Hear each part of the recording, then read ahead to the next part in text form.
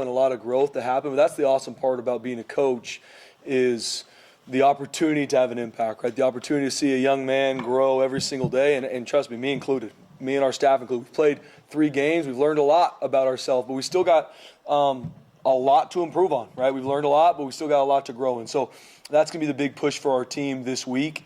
But talking about the game on Saturday night, man, proud of our team battling. You know, I met with our leadership group here earlier today and talking about that. I always ask them, what did we learn?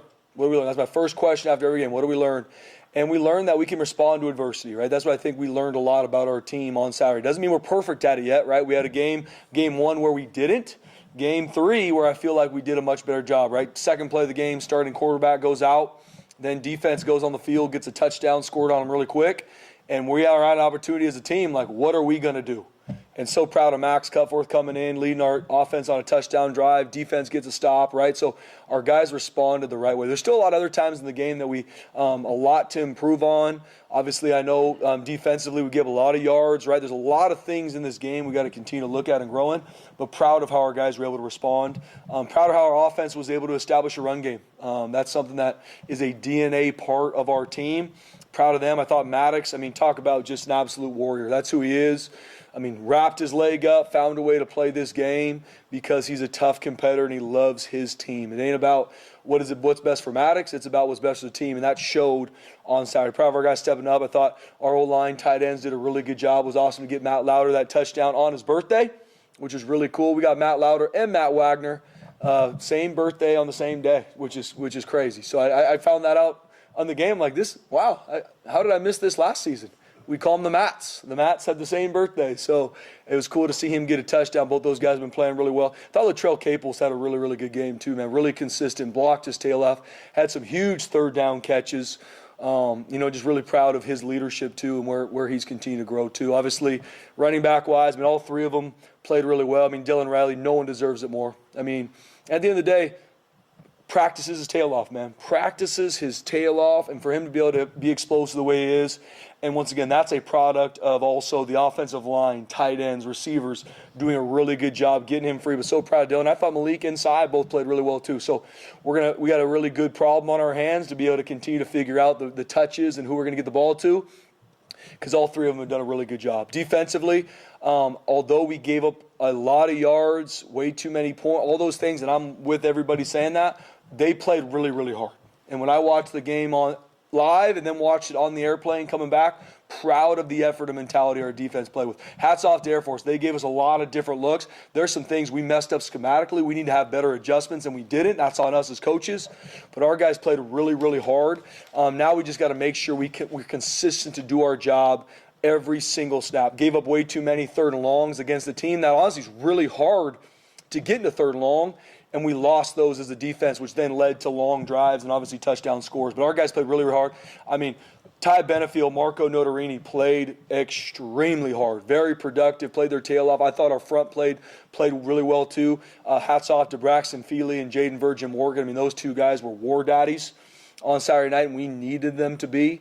And proud of Bowen Phelps coming in and playing a huge role for our defense on Saturday night and did a really good job. So, and looking at special teams, Colton Boomer, I don't know, how many kicks we have? 8?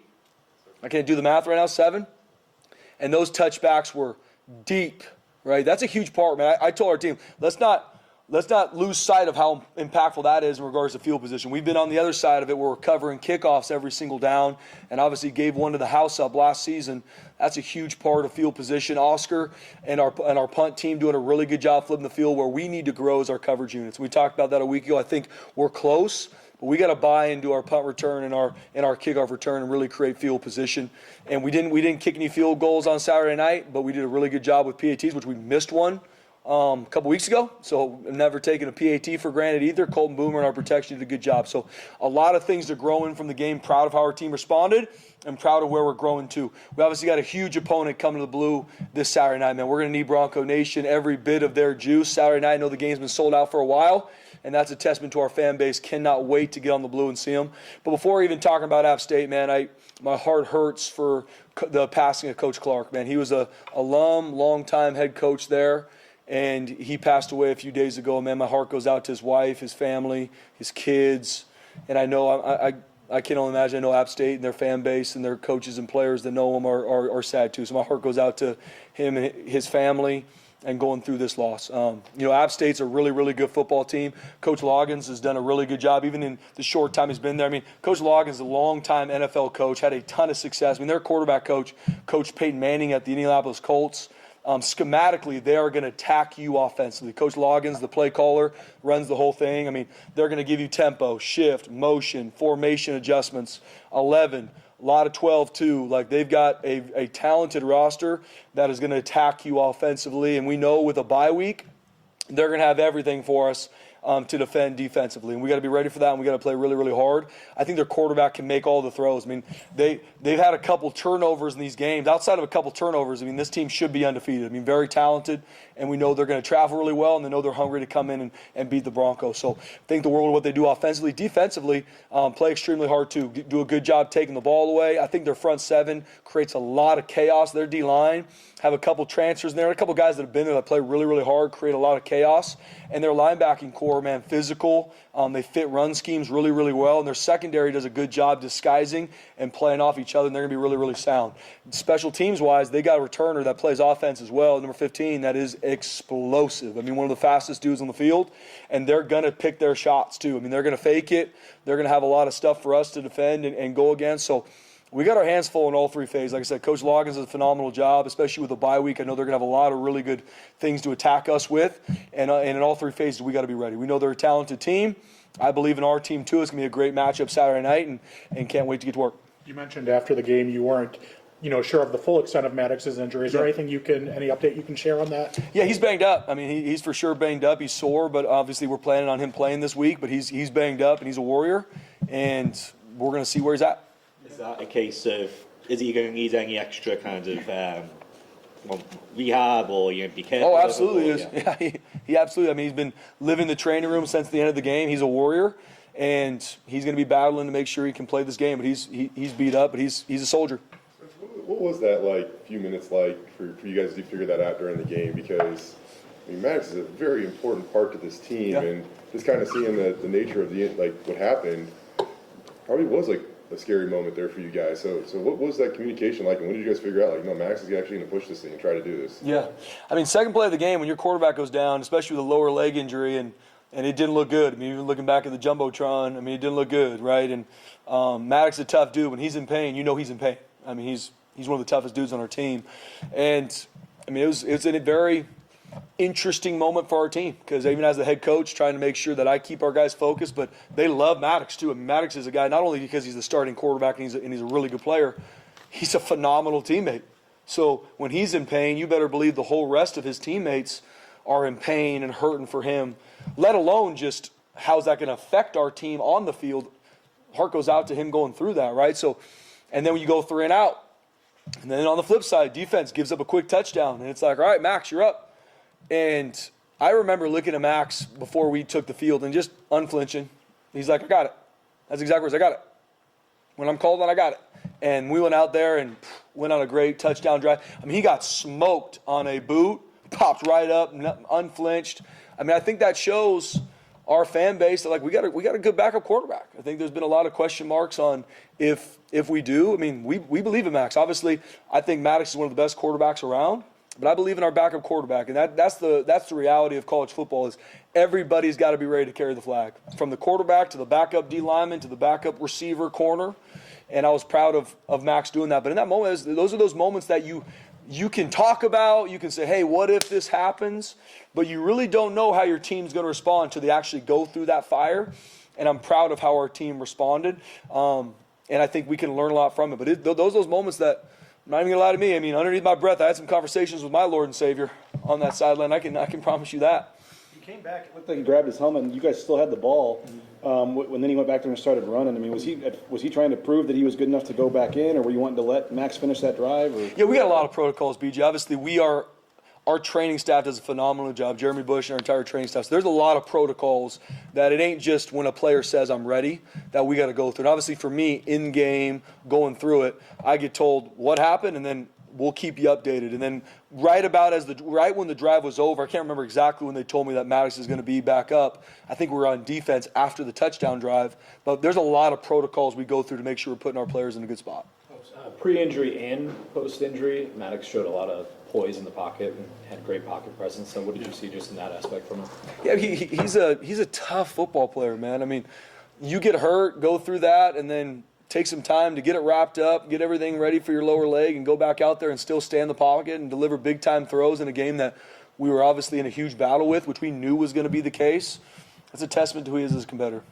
What's the plan for the running back room? Yeah. And obviously, it's probably going to change week to week, game to game. But even inside that, what's the working plan? Yeah, great question, Prayer. I mean, we're still working on that right now. I mean, like I said, we so proud of what Dylan was able to do on Saturday night. Like I said, I think Malik and Sy did a really good job too.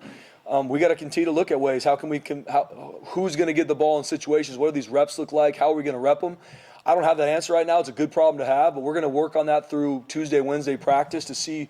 We put a premium on what we do in practice. I mean, even Sy, we think the world of Sour Gaines. He wasn't able to practice. Was banged up, was able to starting Thursday, right? But got less reps than Dylan and Malik, so he got less reps in the game. And we put a premium on what you do in practice. So we're still working through it. Obviously, it's something that we're going to continue to look on to make sure that we're clear with our running backs to know who's getting the ball. And then obviously we're going to play the hot hand too. Will Sire, is he limited this week? No, he's ready to roll. He was ready to roll in the game. It's just didn't practice a lot, right? And so that's one of those things is when you got Dylan and Malik that practiced a lot and did a really good job, they're going to get the majority of the load. Now, he's 100% ready to roll. How much better was the line? Because it looked to me like when they broke the line, it looked like there were more holes this week than the previous two. Yeah, I mean, guys, we have a veteran offensive line that we'll hang our hat on, no question, right? I mean, we got to be more consistent. The biggest thing offensively is we gotta eliminate the sins, right? And we talked about that self-inflicting negatives. There's a drive where we have a false start holding penalty in a row. You can't win if we don't get those things fixed, right? So we got to clean that. And that's not just the old line. We had a illegal formation on play. There's a lot of stuff discipline-wise we got to make sure we continue to fix. When guys play hard, that's going to happen sometimes, but we got to make sure we improve the self-inflicted negatives. But our offensive line, man, that's the heartbeat of our team. That's the heartbeat of our team. That's the mentality of our team. And I believe in our offensive line. I believe in how they're trained. I believe in what we're going to be able to do offensively because of them. And I think that was able to be shown in this game. Do you kind of, with how different Air Force's offense is, I mean, do you kind of, not to say excuse some of the past defense issues, but I mean, is it just different than to look at it compared to the other games? And I mean, you're 86th in pass defense right now, and you faced, an FCS team and a triple option team. How do you look at where the pass defense is? Yeah, I think at the end of the day, we've talked about stats are for losers, and I always want to make sure that we look at the things that matter for our team to grow. There were things in the game that we have to fix fundamentally and technically. The reality of it is, though, different than when someone's just watching the game. You got to play certain coverages to defend what we're seeing for a triple option, right? So you're not able to maybe have some adjustments or switch ups that you're needed. Now, there are multiple pass plays on Saturday night, BJ, that we did not execute correctly. So I'm not by any means taking away from the fact that being the 86th in pass is good. It's not. And we have to fix it. But it's not what I would assume maybe some of our fan base see that, well, they should just do this. As a defense, you have to defend Air Force very different than defending another offense, and so you're only able to play certain coverages. We got to make sure we're more disciplined in some of the, especially later in the game, we know they're going to pass it. We had some busts, and that can't happen. Early in the game, some of the things that we were able to lose, there's some schematic attacks that we have to play better, but it's just the reality when you're playing a team that can run the ball the way they can. But looking at the bigger picture, Spencer, I mean, going back even to last year, we've asked you this question several times, and it's kind of a common theme. But what are you seeing in terms of looking at the big picture of this issue that keeps coming up or doesn't go away? Yeah. At the end of the day, and I agree with what you're saying, Brad, I mean, you have things football-wise that you're always going to work to grow in, right? And when you have a team that is going to go against an Air Force that is going to run the football consistently, you have to find a way to stop the run, right? Which we did. And then there were some things that they showed us that we didn't fit great, and we were able to give explosive run plays. But for the DNA of what they did, we fit that really, really well. There's going to be some things in the back end that are going to be hard. Now, I'm not taking anything away from the fact that we have to grow our pass defense, guys. And yes, I said it last year, Mike. We said it in the offseason. We said it is not something that we do not know as a defense, not only as the head coach, our defensive coordinator will say the same, our defensive back coach will say the same, but there's always a lot more than meets the eye, and there's a lot more there than just stats. That does not, like I said, run away from the fact that there's a lot we need to improve on. I believe we have more than enough in regards to the players. We got to make sure we do our job consistently, and that is what we're going to really continue to work on this week.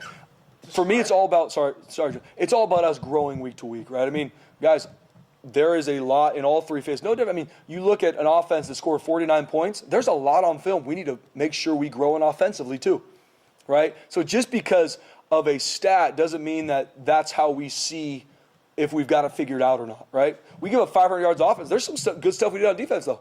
But there's still a lot that we need to fix. And I believe in our coaches. I believe in our players. We got to make sure that we can consistently do our job in the back end and in the front end to make sure we eliminate some of the explosive plays we got. And with the stats, though, I mean, App State comes in number 3 passing offense in America. What Come are you seeing on. there? No question. I mean, if I'm App State and I'm watching the Boise-State Broncos, I'm thinking we're going to go feast, as they should, right? And then now it's our challenge as a defense, as an offense, as a special teams. We got to make sure we're ready. And that's the reality of college football. That's what you love about this game is come Saturday night, it ain't going to be, well, what about this? What about this? We have to go line up and play against one of the best passing offenses and, honestly, total yards, one of the best offenses in the nation. And that's going to be our challenge to our defense. Hey, this is where you're ranked. This is where they are. Put the ball down Saturday night. And that's what we got to work to get ready to play. 2 of their games, they've had at least 50 passing attempts, too. I mean, what are you seeing from their passing attack? Yeah, like I said, I mean, Coach Loggins does a, and I don't say this lightly, this isn't just coach speech before we play somebody. Done a lot of research just on him and what he's one of the best I've seen that can schematically attack you from a coverage standpoint, right? So he's going to see coverages we play, and he's, especially with a bye week, he's going to have his answers to attack what we do coverage-wise. And we got to be ready. We got to play with great fundamentals and techniques. We got to make sure we have our adjustments too, which we will, and we got to be on the attack. And same thing, they're an elite passing team. They also do a really good job with their run game and RPOs and find ways to put you in conflict in 11 and 12. But then it's not just our DBs covering on Saturday night. We got to do a really good job with our front and making sure we get Swan off bounds.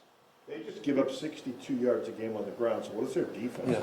I like their front seven. I was talking to our coaches earlier. I really like their front seven. I mean, their D-line is disruptive. They are getting off the rock. And I think their linebackers fit really well. I mean, they're very sound. They do a good job disguising looks and pass coverage, too. But their front seven is disruptive. And our O-line, tight ends, tailbacks, they got their work cut out for them. What do you see in Swan's mechanics? Yeah. I mean, he's got an NFL arm. I mean, he can make all the throws, either RPO. There's some design runs for him, which he can take off and gain first downs for 100%. But he can make all the throws. I mean, he's got a big-time arm, and he puts that on film. I mean, he's got a really good group of receivers, too, and a good group of tight ends to throw the ball to. But he's one of those guys that he can make the throw from the far hash wherever he's got to get it to. So we got to do a really good job with our coverage. Three games in, like your guys' approach to nickel has been different, like in all 3 games. Yeah. And Mickey plays 1 snap the first game, a ton of them second game, doesn't play third game. Bowen, I think he played every defensive snap last game. How does that work? And how does it show your guys' versatility, I guess, at that position? Yeah. Each week it's our job as coaches in all 3 phases to see how are we going to use our personnel the best, offensively, defensively, special teams. And each week we do that. Now, I know our defensive coaches right now are looking at to see, okay, how are we going to use our personnel this week to attack App State? And, I mean, Jaden Mickey is a guy that I got a lot of respect for. I mean, he goes from playing, to your point, a ton of snaps against Eastern Washington, started the game, earned it. Then he goes play in the Air Force where he doesn't play 1. But when he goes on special teams, he's still working his tail off. That shows that he cares about the team. And I know he's going to have a much bigger role this week. Latu only got 5 snaps. Was that just a game plan thing, or was he? Yeah, game plan thing. I know he got a little bit banged up in the game too, but we'll continue to see where he's at. I know after the game they said he's all good. We just, in that game, man, our front, especially our D-line, I mean, Brax played almost every snap of that game, which is hard to do, but there is a speed at which you got to play when you play Air Force that if you're not mirroring the way you need to, I mean, you're not going to be able to play. So, I mean, he got a little bit banged up in the game, but I know we had to continue to play the hot hand, and proud of our guys that did. It seemed like he was in almost every single play between his physicality, communication, leadership. Just how big is it to have a guy like that for this defense? Huge. I mean, Marco Notarini is a huge leader of our defense, not even just our defense, our entire team. I mean, I mean, if we can get our entire team playing as hard as Marco Notarini does every single snap, how much he preps, I mean, that's going to give us, I mean, we're going to be really, really hard to beat. I mean, he's a guy that loves his team. I mean, battles through. I mean, I tell people, please just watch the tight copy of what the front seven goes through when they're playing triple option, especially the D-line and that linebacker. It's an absolute bloodbath out there. And he never wavered. I think he played every single down. And that's Marco, man. Loves the team. I mean, him, like I said, Ty Benefield, relentless on Saturday night. Wasn't perfect, but, man, flying around, playing with doubt. We need to continue to build. And I think we did take a step in that defensively. Speaking of Ty, some of those hits, just how excited did that make the sidelines? Oh, fired up. But, I mean, you guys how does Ty Benefield practice? Elite. That's what I tell you. Like, Marco Notarini, how does Marco practice? Elite. Like, it's not Jaden Virgin Morgan. Watch him practice. Braxton Feely. And that's my testament to our team. There's going to be, just as you grow through a season, you guys that want a bigger role, practice like that.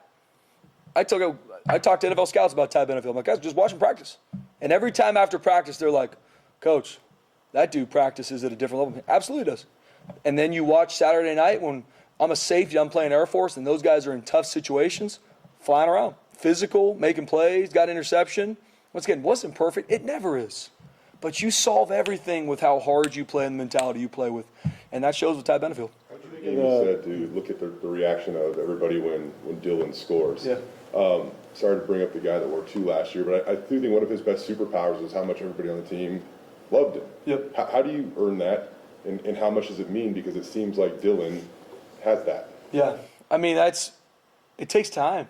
It takes a team that consistently watches you, Jay, and sees what you're about, right? And I think that obviously happened with Ashton, right, where guys saw, yeah, this guy's got a lot of hype, but he's also the one where no one's going to outwork him on Tuesday, Wednesday practice. So that built the trust, and not even just in practice. Talk about the offseason too, right? I think what Dylan's been able to do, he's only a true sophomore, right? What he was able to do as a true freshman, how he was able to work this offseason, and then go through the horrific time of losing his father and still come back in the summertime, train, run decks, never miss a day of fall camp.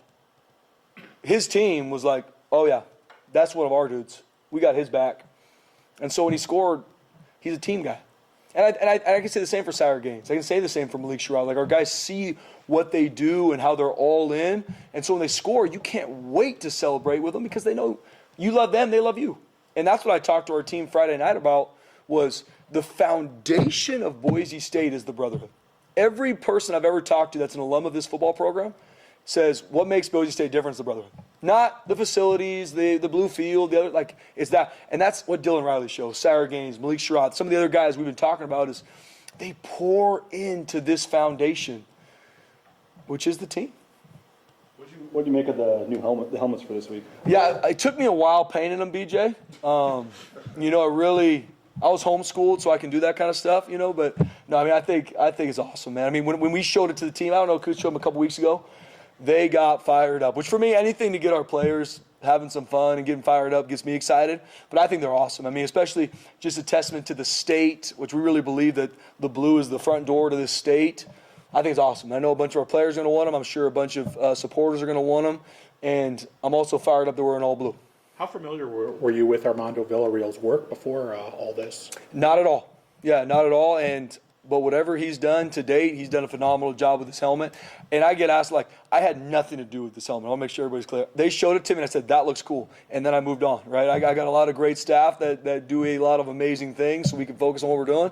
And that was a phenomenal idea. But I can take absolutely zero credit for any of it. The 208 logo, too, with the Bronco in the middle, Yes. You like that? Awesome. No, when they first showed it, even looking at the pictures, it was awesome. And then when I saw it in real time, when they were able to give us an actual replica of it, I mean, that's one of the – I'm going to go on a limb and say it's the best helmet in college football. And I don't know if a lot of people will debate that with me. They can.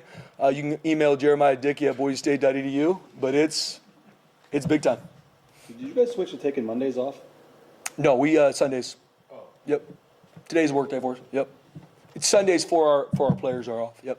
Same as last season. I mean, is Dylan Riley, is he RB1 now? Maybe not to the effect that the guy was last year, but there was a clear order with the backfield last year. Yeah. Has Dylan Riley kind of separated himself like he's the focal point of this offense? Yeah, Jen, similar to what Prater said, we're still working through that. Guys, like I said, I cannot be more proud of what Dylan Riley was able to do on Saturday night, and that was earned and deserved.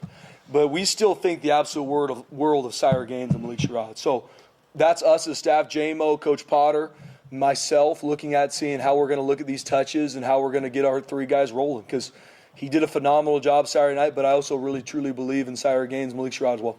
Prater and then Jay, I think I'm on the penalties can be kind of weird. Obviously, 11 in the first half. Way too much. 1 in the second half. Do you talk about that at halftime? Yeah. And Absolutely. what was that conversation like? Yeah, way too many penalties, Prater. It's been the most penalties we've had in half. I couldn't even tell you, but a long time. And just like anything, we got to fix them. Especially the ones that we have to make sure are the pre-snap penalties, right? The false starts, some of those things can't happen. Some of them are bang that we got to teach better, right? Roughing the passer or not. Those are things we got to make sure we teach. But our guys are playing hard. I'm not ever really overly frustrated with those.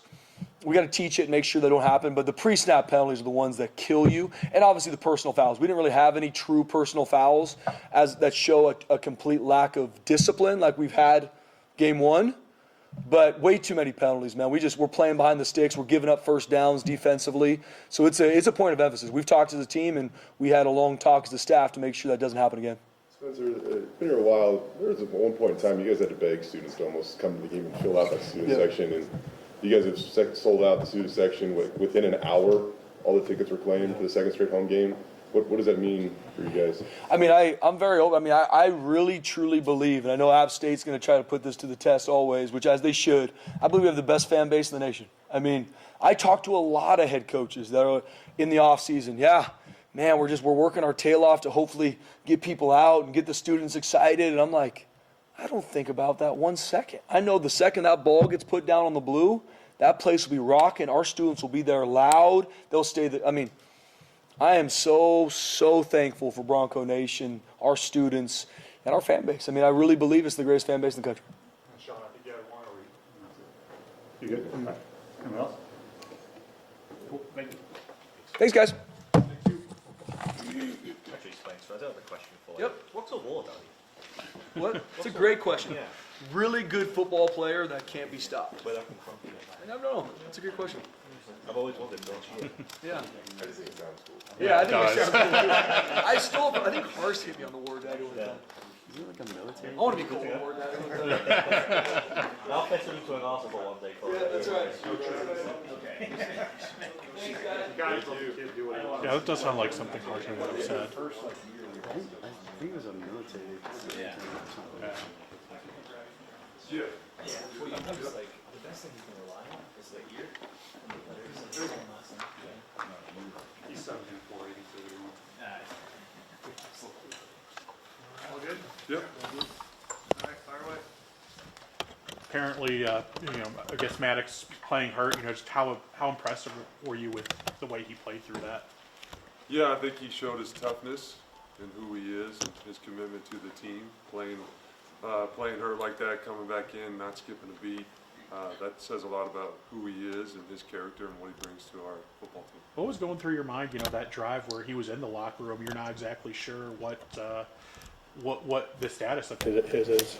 Yeah, no, honestly, I had all faith and trust in Max, and I was on to the next play, thinking about what do we got to do to move the ball to get a touchdown, to get some points on the board, and really proud of what Max did. He jumped in, didn't skip a beat, moved the ball down the field. It was awesome to see that. We got all the trust in the world in Max, and that showed up on Saturday.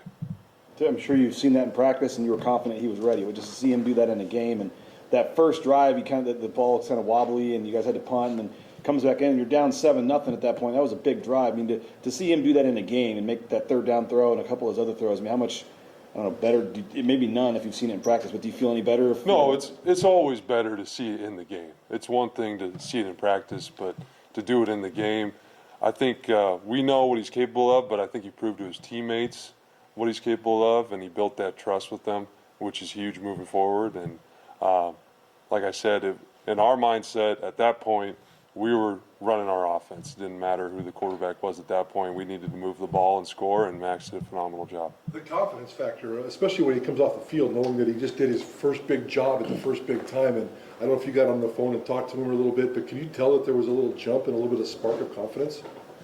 I didn't talk to him right after that drive. I was kind of pumping him up through the helmet going into it, just telling him that I believe in him and he's ready to go. But just the way those things work within the game, it was just kind of like, okay, what's Mad Dog's status? Let's keep it moving. But extremely proud of him. What did you learn about Dylan Riley in the game on Saturday? That he is who I thought he was and has been. I mean, he's been practicing that way for a while now. And so to see him kind of put it all together out there and make a bunch of big plays up and down the field and run the ball hard and tough too. Those non-explosive plays, he's still running really hard, being efficient in the run game for us, which is something that we were focused on.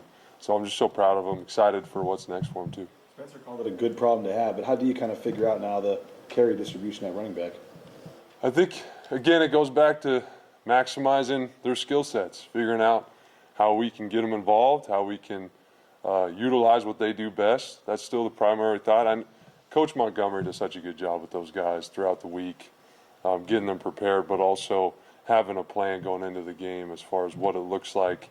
That is always flexible, depending on, obviously, health, depending on how they're playing, depending on who's got the hot hand. That's always subject to change, but it's a good problem to have, as Coach D said. Where do you see, especially with Dylan, Malik, and Sire, you said you're trying to find out what they do best situations. I guess right now, what do you think for each of them their best use is? I think right now, that's a great question. I think Sai is still a very physical runner. He still brings a lot of value in a lot of areas. I mean, Dylan is proving that he can do a lot of everything and then has the big play ability. And I think I've really appreciated Malik's growth these first 3 games. He's gotten better and better and better, and I think we know what he provides out in space as a returner, catching the football. So there's a lot of things there, and it's really just my job to make sure those guys are getting those opportunities to show what they're capable of. Just this offense in general, I mean, Eastern Washington, you had 300 passing, 300 rushing. You almost did it again the other night. I think they said it was the first time in like 6 years you guys have had back-to-back 500-yard games. I mean, how just the flow you guys are in offensively, passing the ball, running the ball, I mean, how do you feel right now? Yeah, it's all about balance. Honestly, that's the goal of our offense, is to be balanced. And we knew we had to improve in a lot of areas after week 1. And a big part of that was just our mentality and our physicality. And I think we are improving in those areas, and that showed up last game. But it's all about being consistent. When we're at our best, to your point, we're balanced. So the yardage should be right on par. And when our whole unit is playing with the right mentality, we can establish the run, and then we have a lot of things built off that. That's when we're at our best. But it's a new week, and it's a new challenge, and it's the goal is to stay consistent, which is difficult to do in the game of football. Tight end is such a big spot for running the football, and I don't think a lot of people can realize that, but Louder had such a big block on that big third down run from Riley, just basically sealed the game. So how proud are you of that group and just how they've been blocking? Yeah, very proud of that group. I mean, it goes unnoticed a lot of the time what they do in the run game and the physicality that they play with and the toughness that they're showing to do some of the things that I asked them to do. It takes a lot of courage, so really proud of that group. I think it provides such a huge advantage to our offense when you got multiple tight ends that are willing to block. And it's something that we got to continue to evolve with, get better with, but so proud of that group. First couple games, it felt like Chris and Ben were kind of the focus at receiver, but how nice was it to get Latrell involved in this last game? Yeah, it was great to get Latrell involved. I mean, he's a big part of what we do, and at the end of the day, we want to get multiple guys involved. That's kind of the philosophy and what we're looking for. We want a lot of different receivers to get touches. We want a lot of different tight ends to get the ball. So, again, when we're operating like we should as an offense, you're going to see a lot of guys get the ball, but Latrell deserves all those opportunities just because of the leader he is for our offense, for our team, and then it's good to see him kind of get those plays and make those plays. What can other guys in that room learn from his experience? That's a good question. I think a big part of it is how he does it every day, how he's willing to go in and block that safety all the time, no matter what, and what that comes with in the pass game and what the compliments come with that in the pass game, and bringing that right mentality every day, and good things are going to happen. Football always rewards you when you have that good work ethic and mentality. Some of the penalties offensively, what did you see from some of those? Yeah, the pre-snap penalties are still a problem for us. It's something that we have to fix. I have to fix. It's my responsibility. And then there's a lot of penalties that showed up in the game that happened within the play that are not a lack of effort, but a fundamental or technique thing that we have been focusing on, that we're going to continue to focus on and to clean those up. But the pre-snap ones we have to eliminate. That being said, you guys put yourself in some tricky third and long situations, but you got out of a number of them. What did you think of your resiliency in those moments and Max's ability to, push the ball downfield on a couple of those? Yeah, I think it's just responding to the, moving on to the next play, being able to respond. Obviously, we can't live in that world. You don't want to be doing that every game. We try to prepare for those moments. If they do come up, we're ready for them, but we got to clean up the penalties because we don't want to be in those long situations anymore. But I think it says a lot about the group and their ability to move on to the next play and attack it as it's coming and not dwelling on what just happened. Like Maddox, and I think it really seems like he holds on to the ball too long. Like against Air Force, he seemed to he's getting it out pretty quick when he needed to. I don't know, how good is he at that? And even though I know there was one bad throw that, you guys were back down third and long when he throws a pick in the end zone, but for the most part too, when he misses, he misses where he's probably not going to get a lot of harm's way at times, at least against Air Force. Yeah, I think, that's been ongoing focus for us with him, is just making those good decisions consistently, getting rid of the ball consistently. He's got a good internal clock. He's got a good feel for the game. I was proud of just his overall accuracy and how he was confident he was ripping the ball. That's all we want to see. When he does throw an interception, which is really rare, you're like, okay, well, what happened on that play? It's even more rare to see Maddox throw an interception in the end zone, the interception that happened. Was that a miscommunication somewhere? It looked like on the TV copy, Madsen and Zach Hill were having a pretty serious conversation regarding kind of where people were supposed to be. Could you break that down for us, Nate? Yeah, I think a big part of that, honestly, that's my fault, my responsibility.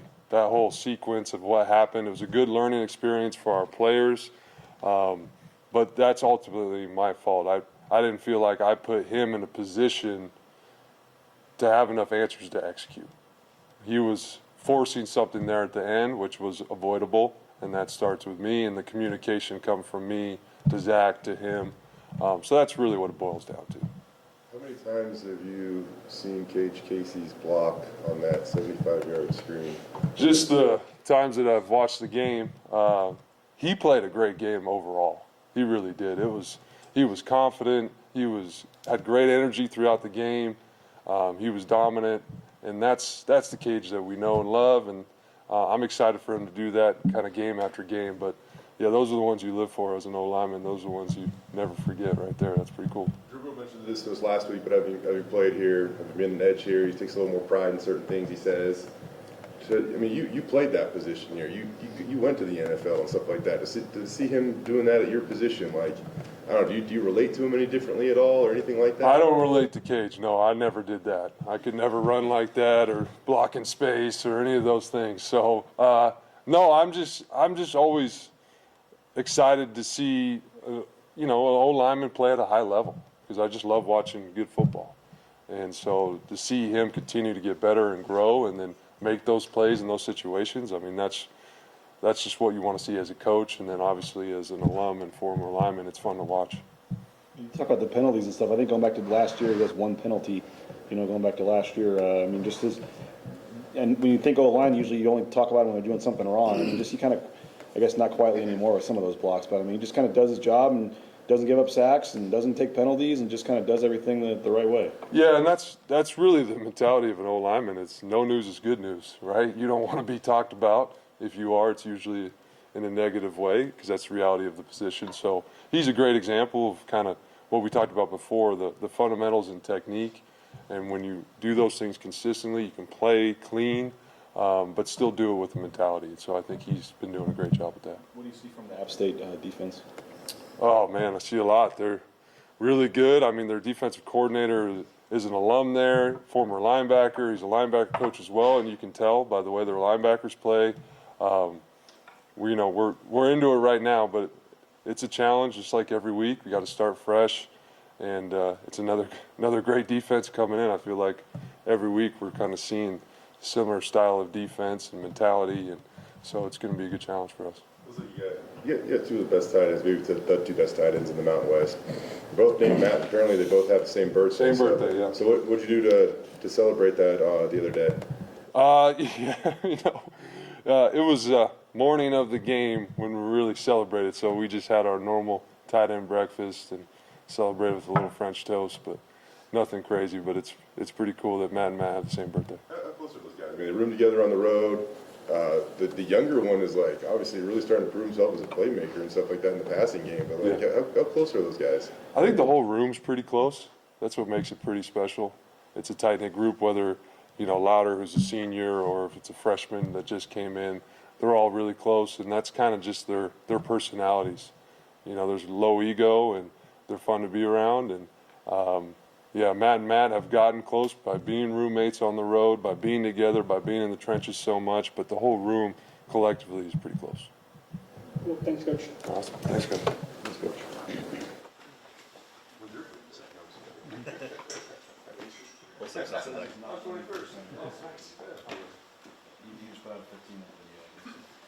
Oh, you watched that? So it wasn't me. No, I didn't watch it. What are you guys doing? Oh, yeah. Got a lot of shit to get done. Let's get this thing rolling. Let's not put that in the news, kids. Where is fixing the pass defense on that list? Yeah, I think there's definitely, obviously, clearly things to fix back there, but it's a much different agenda. You're playing the triple option. There's way different situations going on. Not that there wasn't things that could have been cleaned up with eye control, with technique, with fundamentals, all those kind of things from the Air Force game, but we're talking about a much different situation now where today, obviously, in my opinion, fixing not just in the pass defense, but everything that's accumulated over the last 3 weeks. This week is about we have to have a great game plan, number one.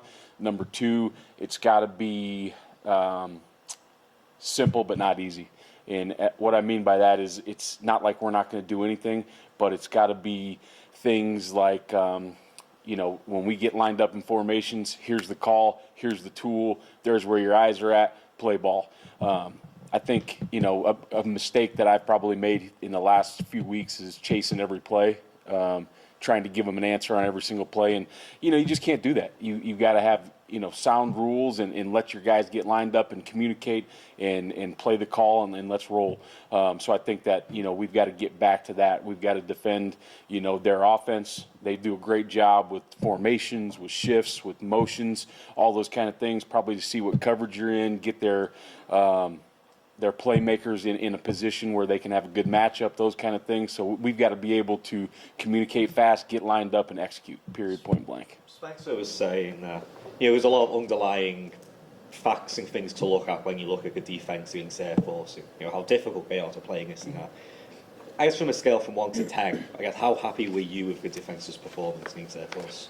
I think that you'd have to compartmentalize that.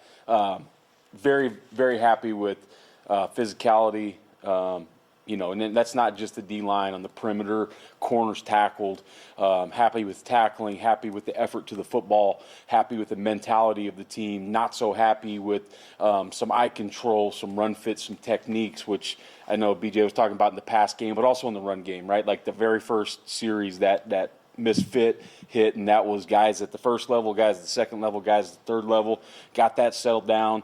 What Air Force does a great job of, and I think that it's a very overlooked situation with their coaches. They have really good football coaches.